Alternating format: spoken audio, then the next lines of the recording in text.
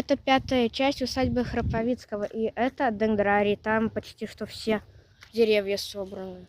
Вот еще одна часть замка. Олень стоит. Ух ты, что-то напоминает лес. Это и есть лес. Ага.